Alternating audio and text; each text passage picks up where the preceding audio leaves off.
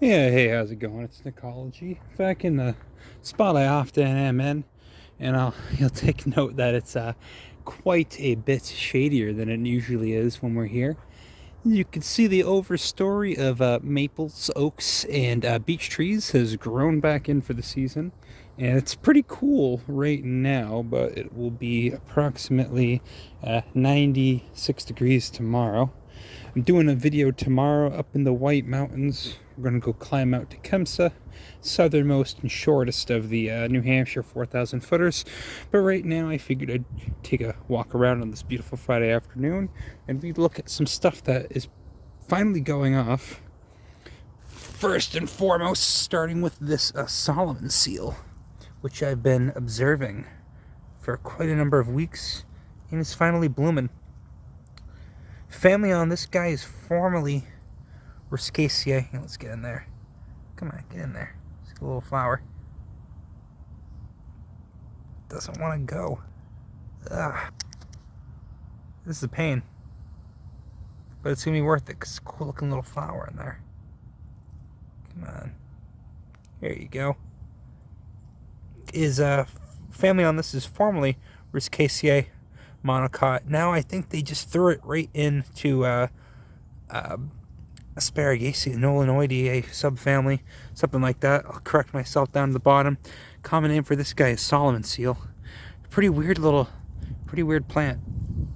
Looks a bit like clasping leaf, twin stalk, different flower structure. And then there's a member of the family Colchicaceae who, when these are just getting going for the year, I get all three of those different genre confused. But this is Polygonatum, one of the common species, maybe Polygonatum pubescens, hairy Solomon seal, although I'm not really seeing any hairs. Nor on the really, that's funny because they're right there. The surface is beautiful, almost glaucous, almost got a blue color to it. But doing just fine, hanging out in the forest understory, and finally blooming mid-May. Speaking of things blooming in May, we're going to walk down this way, and we should finally be able to see those Maianthemum canadense flowers blooming. Yeah, I've been getting screwed up on quite a few of those little weird looking monocot flowers. I was in a video and I misidentified. Oh yeah, here we go. And here's also formerly in Riscaceae. I don't believe that family exists anymore. Maianthemum canadense. We've been looking at these guys for months. The leaves come out really early in the season. However, it takes its sweet time blooming. Beautiful light flowers there. Oh, it's nice to finally see this thing going off. I was expecting a little bit fancier of a show, but they are kind of going off one at a time. I think these are supposed to smell pretty good too. I'll stick my schnoz in there and let you know. Oh yeah, they smell really good. Smells like a nice perfume going off at the base of this tree here. But those are the first two things I wanted to show you. Two goofy little nuts, but we're gonna take a walk down further and we're gonna see if we can find some real nice stuff going off, because I've shown you those two plants but a million times now, just not in bloom like they finally are. I expect we will see lots of blueberries, but I've also shown you lots of those, so perhaps no need to spend too much time with the blueberries, although I do love a good vaccinium. And more of those Mayflowers down there, doing just fine. Nice to see them finally going off. You can smell them when the wind catches them blooming.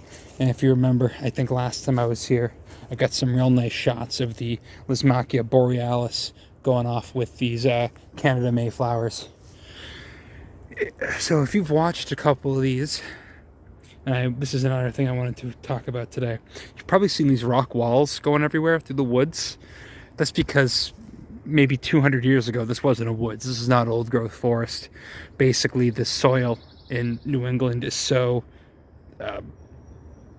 permeated with stone left over from glacial till that farmers basically had to dig these rocks up and out of the ground and put them off to the side, basically building their hedgerows from them, but then also you know, it was a necessity because you can't farm through any of this. But as a result of the mostly abandoned farmlands of the Northeast today, you have just, I think an estimate is over 100,000 miles of these abandoned stone walls running where they used to mark the edges of fields, a farming area. But today, now they just provide, you know, a reminder that the forest you're standing in is oftentimes much younger than you think it is if you're in New England, especially when you're close to the population centers. Oh man, these Mayflowers are pretty when they go off, though. All right, we're gonna put this down, keep walking, just because I want to get up over into an area that I haven't gone through in you know, a few weeks, and try not to get poison ivy because that is out. That is out, and it is everywhere. All right, you'll see me again in a couple minutes. Yeah, I didn't want to step over the poison ivy that's immediately beneath my feet, but if you look right there, get some of the fertile fronds coming up on a... Okay, I screwed this one up too. So this isn't a sensitive fern. This is a cinnamon fern. I get the scientific name there for you. It just has a really similar structure with its fertile fronds there. Not a sensitive fern, not even, I believe, closely related to sensitive fern. Sensitive ferns have a much different leaf structure. I actually have them coming up in my yard. So seeing them in that setting has made it a bit easier to tell the difference. Thanks. Billis. Oh, there's a hummingbird. Oh, he just flew away. Oh, he must have seen me. That was cool. Oh, he was right in front of me. I hope he got him on camera. I didn't think the hummers was out this early. I mean, they'll be doing just fine tomorrow. It'll be plenty warm for them. But anyway, we got the fertile fronds of a sensitive fern. It's still unfurling from the base, but it's already got those sporangia, sorry, plural, out, making the spores that'll go in the ground and will eventually germinate into a, well, not a spore, not another spore-bearing plant such as this. It'll germinate into a gametophyte, which bears the sperm and egg, which is what germinates into the sporophyte, which is what you're looking at there. Oh, I hope we get to see another hummer. I wonder what they're eating. There's got to be something good going off if the hummers are out. We're gonna go take a look. Okay, so I'm at the clearing I was at a couple weeks ago. I didn't really see anything interesting. This is all kind of brown and crispy. Nothing had really grown back. As you can see, there's still plenty of stuff brown and crispy. But what I did find is this absolute gem of a plant right here. Okay, we're going to stop right here for a second. So this is what the hummingbirds are presumably going after right now. As I say in the video, this is Aquilegia canadense. This is the Eastern Columbine, Canadian Columbine, whatever you want to call it. It's our native Columbine we get here out on the East Coast. Family is Ranunculaceae, same family as buttercups, but obviously morphologically fairly distinct from buttercups. And how you can tell this guy is likely pollinated by hummingbirds, and in fact it is typically pollinated by hummingbirds, is it's got those long tubes, long red tubes, and anytime you see anything long, tubular, and red in terms of flower structure, it's a pretty good bet that that's being pollinated by a hummingbird. They like that color red. I don't really talk too much at length about this in the video, so I'm just kind of taking this moment to point that out to you. Those little, they usually call them, oh geez, what would you call that? A nectar spur. Nectar spur is the term for that, and that's a staple of other species of Aquilegia. And then you see that that sort of nectar spur type structure, and plenty of other unrelated plants. Impatiens got them. Lots of tropical plants got them as well. Just a pretty typical morphological feature for a plant that's attracting a type of animal, you know, insect, bug, bird. Typically, you're thinking moths, butterflies. Something's going to stick its proboscis down in there to get to the nectar and hopefully pollinate the plant. So this is presumably what the hummingbirds could be going after, one plant anyway. And I'll kick it back over to the video. This is Aquilegia canadensis, the red columbine, Canadian columbine, whatever you want to call it. Lots of people plant these out, but they plant Aquilegia vulgaris, which is not native to New England. This guy is, and he's an absolute banger. This is yet another member of the Ranunculaceae, which we've seen plenty of, but we've seen not members from this family. He's a member of the buttercup family, a real freaking weird one. There's some bugs in there. And I've wanted to see this flower, you know, out in habitat for quite a while. Growing just on the edge of the woods here. We've also got a bunch of these strawberry looking flowers, which I can imagine they could only be something in the genus Fragaria. Definitely something in the rose family, but I'm just not too certain. Looks a little bit different than other strawberries I've seen. You got this weirdo here, who I can only imagine is something in the sunflower family, which if I'm not mistaken, I see some of those maybe starting to open up there. We'll go take a look at it. Behind me are a bunch of Potentia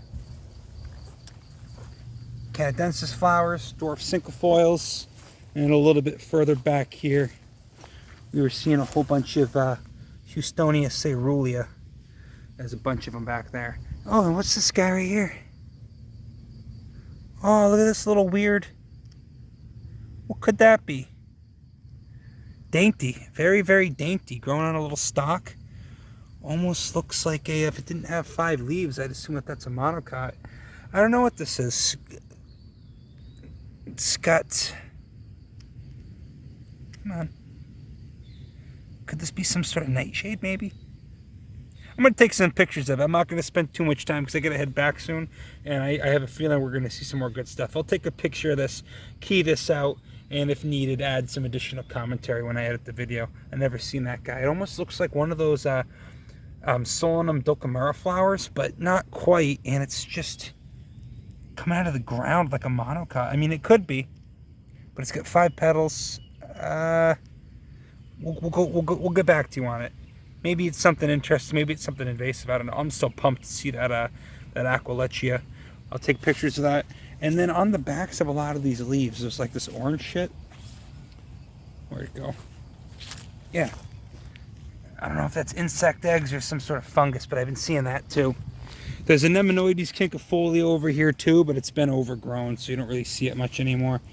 But yeah, we're gonna take a little look down behind me, and then we're gonna have to turn around and go back in. Okay, so what we ended up doing was finding a better example of that purple guy. As you can clearly see, it's got 6 petals. It's some sort of monocot, maybe it's spiderwort, something Commelinaceae, I don't know. It may or may not be native, I don't remember off the top of my head, but it's a weird looking dude. It kind of stands out. Over here we get something also really interesting. This is Comptonia peregrina, commonly called sweet fern, but it's actually a member of the oaks. It's in a monotypic genus, the only species in Comptonia in that genus, native to the East Coast and the Great Lakes region. Allegedly, they're using this for some sort of anti-cancer research. Don't ask me what for, and definitely don't stick it in your butt or anything like that. And these are really awesome because these are great colonizers of woodland edges, just like we are standing on now, where they're able to lie dormant in the seed bank for decades, up to 100 years, waiting for a fire or some sort of disturbance to come through, clearing out a spot for them to do their thing. I wish these were easy to grow in cultivation, but unfortunately that quality of them being able to lay dormant for so long makes them really hard to germinate from seed, because when the wind catches these guys on a hot, humid summer day, they smell amazing. It's sweet and spicy. It smells like a racy soap. Oh, something just landed in my hair.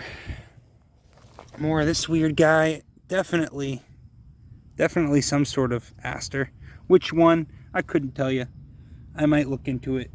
But a lot of asters got fuzzy stems with basal rosettes and clusters of inflorescences. Oh man, you almost got to get down and get low to look through here, because if you're not paying attention, you might miss some stuff. Oh, what do we got right here? Look at this. Look at this long, slender, handsome fellow. Almost unmistakably some kind of mustard. Which one? I don't know. I'll take a picture of this one and I'll figure it out. Definitely a mustard though. Look at the inflorescence type there. It's all just clustered up like a little head of broccoli. 4 petals. Got the brassicaceous calyces. But yeah, I don't know which one this is. I don't even know what subfamily that would be in. I'm gonna look it up though. There's a little one down there. All right, we'll take a walk through here. Anything else I see worth pointing out, I'll point out to you. But in reality, I should turn back and go back in soon. I've already been out here for quite a while, and it's pretty warm. Beautiful day though. Gonna be, like I said, gonna be 96 tomorrow. Way too hot, but it's about 70 and perfect right now.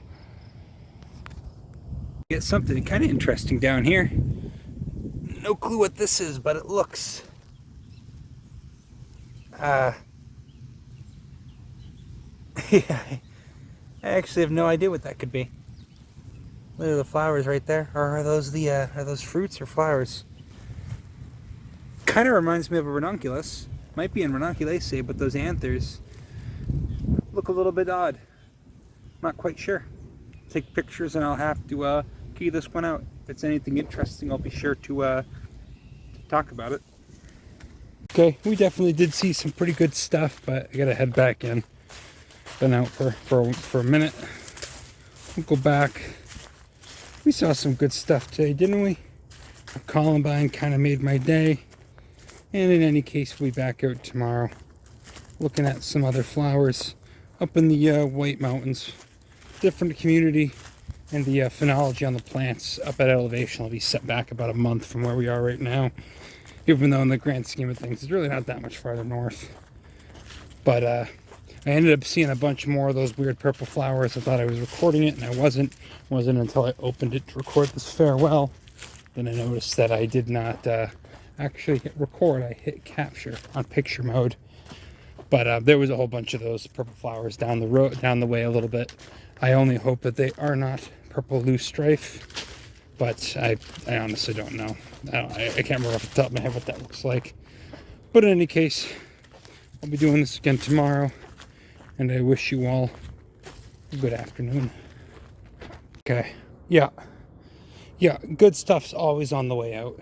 Good stuff is always on the way out. My friends, what we have here is a very common, but still obviously beautiful orchid. This is Cypripedium acaule. This is the pink lady slipper. This is the state wildflower of New Hampshire, and one of the most beautiful flowers that I would call common in the area. Okay, orchid, cypripoid orchid, Cypripedium, whatever. It's from a category of orchids. These actually lack true pollinia. Pollinia, of course, are what orchids have instead of, true anthers. This does actually have two anthers. What you see here, this pouch, is made up of the labellum, which is usually the enlarged lower lip that you see on orchids. This one has been modified into a pouch, as many of these Cypripedium orchids are. They're commonly called the lady slippers orchids. All right. These are the sepals up top. You have a bract subtending the inflorescence. Just two leaves down there. And God, probably, if not my favorite flower, one of my favorite flowers. Was not expecting to see this early. Typically these are blooming, mid-June. So still a little bit early for this guy, but we appreciate the show that he's putting on. And this is a robust specimen. Always got the two leaves. Sometimes these are white, sometimes these are lighter pink. You get quite a few species in the genus Cypripedium. It's not the most species rich genus of orchid in the area. You've got, Coleoriza has a ton of them. The bog orchids, not bog orchids, Coleoriza is not bog orchids, they call those coral roots. But Cypripedium has, you get Cypripedium acaule, pink lady slipper. You get Cypripedium paviflorum, the yellow lady slipper. You also get the ram's head lady slipper, and I think I might be missing one. I think it's called whatever. You get the point. I'll put it in the thing. But I'm just not expecting to see a beautiful orchid on my way out. Not this early in the season anyway. And obviously heavily mycorrhizal with the pine trees. Would not be here if not for the fungal symbiotes in the soil, and I wouldn't be surprised if he's just a lone early bloomer. But you come back here in about a month, I bet you will see a lot more of these. Again, these aren't actually that rare. People find these in their backyard all the time, but always a goddamn treat to see Cypripedium acaule, Orchidaceae, beautiful flower. Kind of weird by orchid standards, and orchids are already pretty weird. Anyway, yeah. I can't really think of anything else I'd like to see on my way out here more than this, except for a rare species of early blooming orchid, which, this is the first orchid I've seen, in this area. But all right, we got to cut it off there.